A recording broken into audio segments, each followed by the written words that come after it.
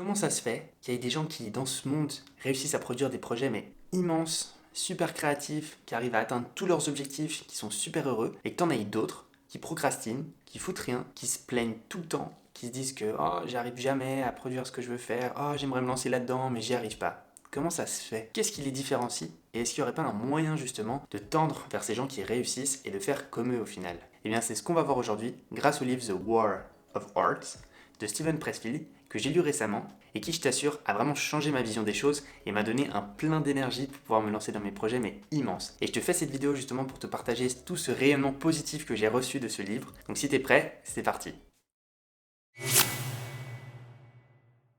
Donc je vais pas te résumer le livre, ça je te laisserai le lire si tu en as envie, mais je vais simplement en fait tirer des points clés qui me sont parus vraiment pertinents et que j'aimerais développer avec toi et te montrer vraiment à quel point ça peut être utile dans la vie de tous les jours et des choses que tu peux réellement appliquer ou bien réellement visualiser pour t'améliorer dans ta vie quotidienne. Alors pour commencer, la partie centrale du livre, c'est ce que l'auteur appelle la résistance. En fait, c'est justement ces barrières psychologiques qui sont partout, dans n'importe quel projet, pour n'importe quel individu qui commence et qui continue même après. Et en fait, cette résistance, l'auteur il définit ça comme une sorte de force un peu intrinsèque qui est partout en même temps et qui, à chaque fois que tu dois faire une action et surtout quand tu dois lancer quelque chose de nouveau qui va te demander beaucoup d'énergie, c'est comme si cette force en fait elle rayonnait sur toi et en fait elle est négative donc elle va t'empêcher de faire l'action. Et justement le but, ça va être de reconnaître cette résistance, cette force qui t'empêche d'avancer dans tes projets et d'essayer de la contrer pour pouvoir justement produire ce que tu veux produire. Donc cette force, cette résistance, elle apparaît sur plein de formes. Justement, c'est ce que je te disais avant, c'est toutes ces idées négatives que tu as en tête pour te dire oh non mais tu n'y arriveras pas, oh non mais là de toute façon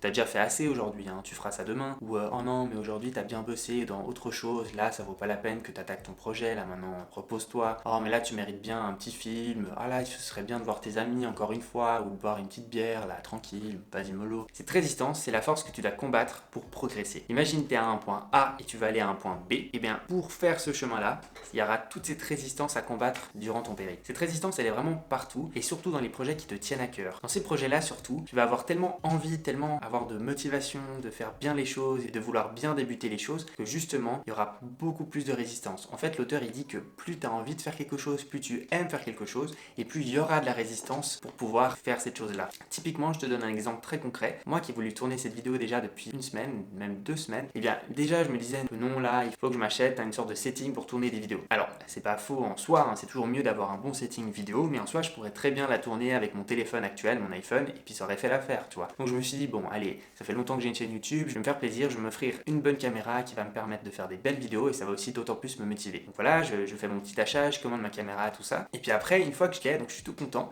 mais j'ai peur. Et je me dis, mais en fait, j'ose pas, j'arrive pas.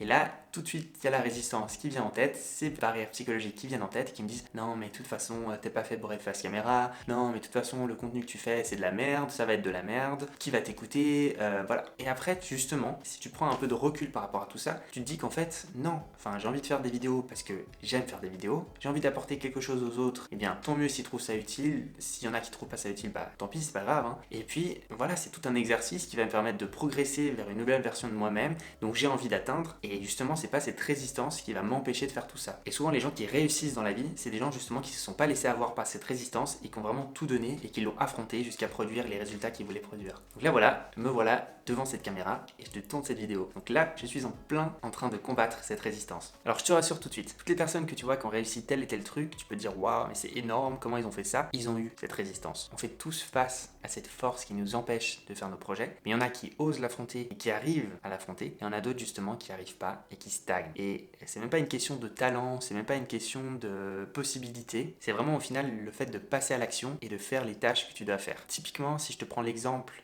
d'un écrivain, oui alors c'est sûr, il y a des écrivains qui vont avoir plus ou moins de vocabulaire, plus ou moins de culture, qui vont pouvoir écrire peut-être des choses qui vont être plus ou moins intéressantes, mais au final si tu décomposes leurs tâches, ce qu'ils doivent faire tous les jours, c'est s'asseoir à leur bureau, prendre leur stylo, écrire sur le clavier comme tu veux, et juste commencer à écrire en fait. Et il y a plein de gens justement qui auraient rêvé d'être écrivains, mais qui se sont jamais dit non mais là je me pose, je fais mon travail, et ensuite viendra ce qui viendra, les résultats, la fame si ça se produit, enfin bref. Au final, ça sert à rien de trop tergiverser, faut juste passer à l'action. Donc t'auras beau réfléchir 1000 ans à comment tu veux prévoir la chose, machin, etc. Je dis pas qu'il faut pas anticiper, mais au final, si tu veux produire quelque chose, bah va falloir passer à l'action. Tant que tu passeras pas à l'action, il y aura rien qui sera créé, et il y aura rien qui sera produit. Et justement pour tous ceux qui diraient que ouais non mais là j'ai pas d'inspiration, c'est pas le bon moment pour commencer. En fait, c'est ce que l'auteur il dit. Si tu attends que l'inspiration te frappe pour pouvoir commencer à faire ton travail et à avancer dans tes projets, bah, tu peux attendre. Parce que tu vas très rarement avoir comme ça de l'inspiration qui va tomber du ciel sur toi. Alors c'est possible, hein, mais la plupart du temps, l'inspiration elle vient en fait quand tu travailles déjà. Je sais pas si par exemple tu t'es déjà mis à tourner une vidéo ou faire un projet, et en fait c'est quand tu es en train de faire l'action, quand tu es en train de réfléchir, quand tu es en plein dedans, que justement te viennent les idées, la créativité, et là tu as envie de faire quelque chose de plus. Et puis aussi c'est comme ceux qui disent que l'appétit vient en mangeant. Et ben en fait plus tu vas faire quelque chose, donc par exemple typiquement un youtubeur, plus il va produire de vidéos et plus il va avoir de motivation, de feedback, de nouvelles idées dans ses prochaines vidéos, etc. Et c'est ça justement qui va générer l'inspiration et générer la créativité. Donc morale de l'histoire, commence maintenant et tout de suite. Et attends pas que l'inspiration frappe à la porte, t'inquiète pas, elle viendra. Un autre point justement qui découle de celui-là, c'est cette inertie à pouvoir enclencher le travail. En fait, avant même que tu commences une tâche, tu vas avoir énormément de résistance, énormément de force qui te repousse et qui t'empêche de te mettre au travail. Et en fait, une fois que tu vas commencer et que tu seras en plein dedans, et ben tu vas voir que ce sera de plus en plus simple et même tu auras envie de faire plus que ce que tu t'étais fixé à la base. Typiquement, imaginons tu voulais lire 20 pages d'un livre de développement personnel, et bien tu vas lire ces 20 pages, donc ça va être difficile de te mettre au travail de lire la première page. Mais une fois que tu auras lu ces 20 pages, tu vas vouloir en fait lire tout simplement et finir un maximum ce que tu as commencé, et du coup peut-être lire 10 pages de plus parce que tu seras en plein dedans, ça t'aura intéressé et puis tu voudras en savoir plus. Le plus dur, comme dit l'auteur, c'est de se mettre à la tâche. Et une fois que tu fais la tâche, c'est là où tu as la gratification, la satisfaction et que tu as envie d'aller encore plus loin. La résistance, elle est vraiment très vicieuse. Et des fois, elle prend des formes qui sont vraiment très difficiles à contourner. Typiquement, il y a la procrastination. Donc voilà, tu n'as rien envie de faire, tu as des projets qui attendent juste de commencer. Et en fait, toi, tu dis non, mais voilà, c'est pas le bon jour. Non, mais là, j'ai pas envie, machin. Tu ne fais pas ce que tu devrais faire et puis tu laisses le temps passer. Après, il y a d'autres formes un peu plus vicieuses. C'est tout ce qui est plaisir à court terme. Donc typiquement, tout ce que tu peux retrouver dans la nourriture, l'alcool, les réseaux sociaux, le sexe. Alors je dis pas que c'est mauvais, mais en fait tous ces plaisirs à court terme que tu pourrais avoir, ils vont justement te distraire de tes réels objectifs et de tes réels projets. Bah typiquement quand tu rentres de ton travail ou de l'école et que tu as envie de te lancer dans ton projet perso, et que tu as justement tes notifications Instagram ou bien ta série préférée qui commence tout de suite, ou bien tes amis qui te proposent d'aller boire un verre après les cours, en fait ça va être beaucoup plus difficile pour toi de résister à tout cela, parce qu'en fait ça va t'apporter vraiment du plaisir à court terme, et comparé à un plaisir à long terme que tu aurais en faisant un projet personnel qui te demanderait beaucoup plus de temps, beaucoup plus d'efforts, beaucoup plus de discipline, c'est sûr que tu n'auras pas le même ratio de récompense à la fin et vraiment tout de suite. Et ton corps, c'est ça qu'il veut en fait, c'est qu'il veut de la dopamine assez rapidement. Et si tu l'habitues toujours trop à avoir de la dopamine, du plaisir instantané comme ça à court terme, bien justement, quand tu devras faire une tâche qui demandera beaucoup plus d'efforts, qui ne te produira pas ce pic de dopamine aussi rapide, bien justement, ton cerveau, il n'en aura pas du tout envie. Et c'est là où la résistance, elle va bien t'avoir, qui va justement te faire dévier de cet objectif et tu le feras jamais en fait. Alors il y a plein de vidéos sur YouTube sur le sujet, de gens qui font des détox un peu de dopamine, qui te montrent justement comment faire pour essayer de te désensibiliser à tout ce plaisir instantané que tu peux retrouver dans la vie de tous les jours. Alors je dis pas que c'est des mauvaises choses, au contraire, mais l'important je trouve c'est simplement de les identifier, et quand tu auras justement un projet qui te tient à cœur et que tu auras toutes ces tentations un peu qui viendront vers toi, tu sauras justement que là c'est des tentations à court terme qui vont rien t'apporter de plus, alors que tu as ton projet qui attend que toi, tu as vraiment envie au fond de toi de l'attaquer, de le faire. Bien là justement tu pourras dire consciemment et réaliser consciemment que voilà, il y a un temps pour tout, et puis que là tu dois te dédier à ça même si c'est difficile, et là tu feras pour une fois un projet qui te tient à cœur et qui va plus t'apporter sur le long terme. Un point important dont l'auteur fait référence, en fait, il compare les amateurs avec les pros. En fait, un amateur, typiquement, on va prendre l'exemple d'un joueur de basket. Un joueur de basket amateur, s'il se fout de la cheville, il va se dire bon non, là je peux pas aller faire le prochain match, tant pis pour moi, je me ferai remplacer, enfin voilà, point. Tandis que le pro, malheureusement, s'il se fout de la cheville, il va se dire non mais en fait, quoi qu'il arrive, j'y vais. Même si j'ai la cheville qui est en compote, je vais aller sur le terrain et je vais donner mon maximum.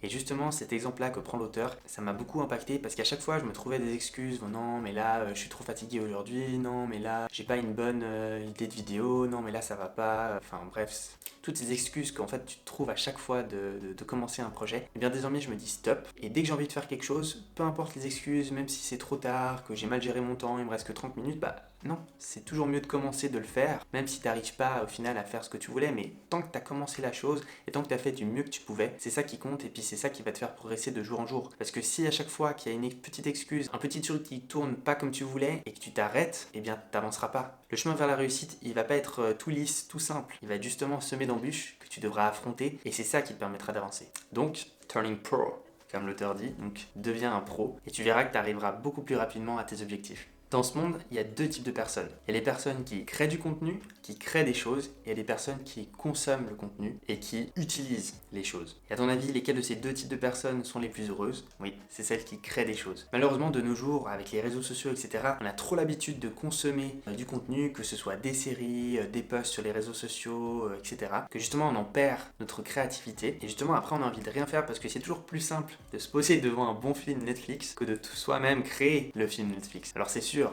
il y a des choses qui sont beaucoup plus difficiles que d'autres, mais au final, dans ce monde, c'est seulement les personnes qui affrontent la résistance et qui produisent les projets dont ils veulent produire et qui les diffusent ensuite aux autres qui récoltent le plus de résultats. Tu pourras jamais être aussi fier de toi qu'en ayant osé créer ton business, lancer ton projet, avoir fait les tâches vraiment de tous les jours qu'il fallait faire pour atteindre tes objectifs, qu'au lieu de te regarder 3 saisons d'un animé sur Netflix qui c'est sûr, vont t'amener du plaisir à court terme. Tu vas te dire ah c'est trop bien, voilà, maintenant je peux parler de ça avec mes potes, machin, mais après voilà, après 2 jours ça s'arrête là. Tandis que ton projet à long terme qui aboutit, que ce soit voilà, t'as fini d'écrire ton livre, t'as commencé à investir en bourse, t'as lancé ton projet perso, là justement c'est des choses que tu pourras être fier sur le long terme durant toute ta vie, et là vraiment tu pourras en tirer quelque chose, que ce soit pour toi mais aussi pour les autres. Donc voilà, j'espère que tous mes exemples t'ont permis d'y voir plus clair par rapport à cette résistance et toutes ces barrières psychologiques qui t'empêchent d'atteindre tes objectifs. Je te recommande vivement de lire l'entièreté du livre The War of Art parce que ça en vaut vraiment la peine. Je te mettrai le lien dans la barre de description. Tu pourras le trouver sur tous les formats sur Amazon. En plus, il est vraiment pas cher. Donc moi, ça m'avait coûté genre 6€ le format iPad. Donc vraiment, tu peux foncer, ça vaut vraiment la peine. Dans ma prochaine vidéo, on verra mes différentes sources de revenus à 25 ans. Je te remercie d'avoir regardé la vidéo. N'hésite pas si tu as des questions en commentaire à me les poser. Je me ferai un plaisir d'y répondre. Et on se retrouve très vite pour la prochaine vidéo. C'était Anto et je te dis à plus. Tu vois, là je suis trop content de moi parce que j'avais peur de faire cette vidéo. Et là je l'ai faite, j'ai fait un super montage et maintenant je suis trop content. Donc comme tu vois, j'ai vaincu cette résistance et je suis déter pour la prochaine vidéo. Et ce sera pareil pour toi si tu te lances. Alors fonce.